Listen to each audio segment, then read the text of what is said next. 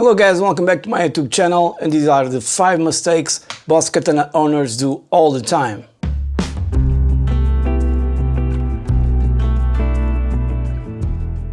Okay, mistake number 1. Many people email me with patches they got on the internet and maybe they bought it from me and then they realize they're not suitable for their amp. So you've got to be careful when you download the patch to see specifically if it's for the MK1, MK2 or MK3, in this case Gen 3, and other types of Katana. Now, there's only forward compatibility between these amps, meaning you can load patches from the Gen 3, MK1 will load on MK2, MK2 will load on Gen 3, but nothing backwards. So don't forget that it's very important. You might get the wrong patch for your amp, and that's a shame. Another thing that usually happens is judging a patch at bedroom level. You know, bedroom level, and depends how the bedroom you're in is built, you know, around you. If it's all concrete walls and stuff like that, it's gonna make a lot of echo, it's gonna have standing frequencies, it's not very good for your tone. So if you have curtains and furniture and carpets and stuff like that, the more the better, so it isolates the tone a little bit more so you can hear really what's going on. That's very important. And because taking it to a stage and then put it very loud will change dramatically, and then probably you have to make some adjustments. I'm not going to say you need to go into Tone Studio and take your tablet or your iPhone or your Mac or whatever computer to go into Tone Studio, but there are some adjustments you have to make for bigger venues and bigger volumes. For example, reduce the bass, or just fiddle around with the controls from the panel, bass, middle and treble. Will give you better results than going to Tone Studio and try to EQ with parametric EQ and stuff like that. Even if you have lots of reverb, will totally disappear and will completely put your mix or your guitar under a blanket. So these are things to consider when you're going from bedroom level to a stage. Mistake number 3, too much gain. I can show you here, I have here on my screen the Katana MK2 software. And usually if I'm using a lead or a brown channel and I want to go with a variation, depends your goal. If you're going for a rhythm or a solo, never do this. It's just too much gain. If you're playing with the band, you don't want that. You want your gain to be lower, because then everything will fit. Even if you're recording and double tracking guitars, you don't want to have them at full gain, because everything will disappear in the mix, okay? That's very important. Even if it sounds like you have less gain, the sound that will be from the record will be much bigger than you put everything on 100%, okay? That's very important. So if I'm recording a guitar riff, I'll go like this, 48% or 48 whatever, here on Tone Studio, because I know both guitars have enough gain to sit in the mix, a double track or quad track, and they'll sit beautifully in the mix.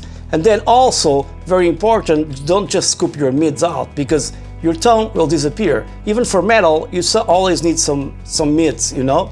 And for genty stuff, you need more than that, more than normal mids, of course. Okay, but don't overuse the gain, even for solos, because it will disappear. It's better for you to get along and try to play with less gain and make every note much more audible, much more present, and much more defined, than have lots of gain and nobody understands or can hear or the definition of what you're playing. This is very important. Mistake number 4, and I receive a lot of emails as well about this one.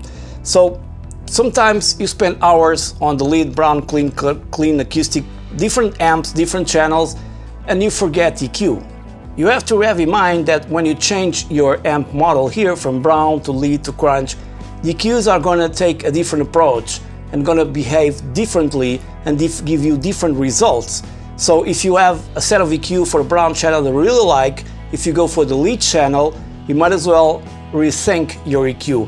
I'm not just talking about the regular EQ, you can go into one of the parametric EQs that I like the most. Don't forget that it can be amp in or amp out. I usually use it amp out because I want to scope my final tone. If I want to amp in, every time you increase the frequency or something like that, you're increasing the gain of that frequency, so you're increasing the gain of the overall structure, like that Dimebag Darrell and many players used to do, putting many players do it nowadays, a graphic EQ before the amp to push it a little bit harder. You don't need that on the Katana. Unless you go for a very, very specific tone, you don't need that. So usually I use all my EQs amp out, parametric or graphic EQs, because I want to sculpt the tone after the fact, after I've everything done. So everything you change your channels, you better have that in mind, because it will not be the same. The sound will be very different. And I receive a lot of emails, people complaining it's too much brittle or too harshness, and you just have to reduce a little bit the treble, and that's it. Mistake number 5, downloading like 500 to 1000 patches on your computer and everything sounds wrong. Go after the right patches. On my site I have all the patches and demos. Every patch has a video or audio demo. That's very important to tell the client how it's going to be. Of course, I always state that different rooms, different venues will change your tone, different pickups, different guitars, and especially you, the way you play, is going to affect everything.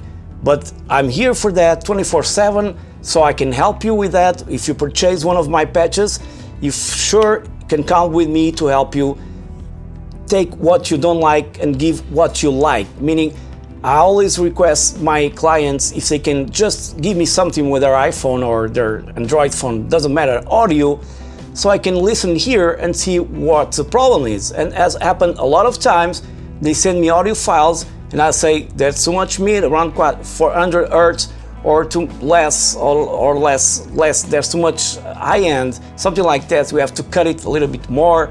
And that's very important here as well, because these amps, digital amps, can be a little bit shrill at the top end. So here on the EQ, I usually go around 5 to 10 kilohertz on the very high top end. I never go fully flat, because only if I'm using an acoustic guitar, you know what I mean?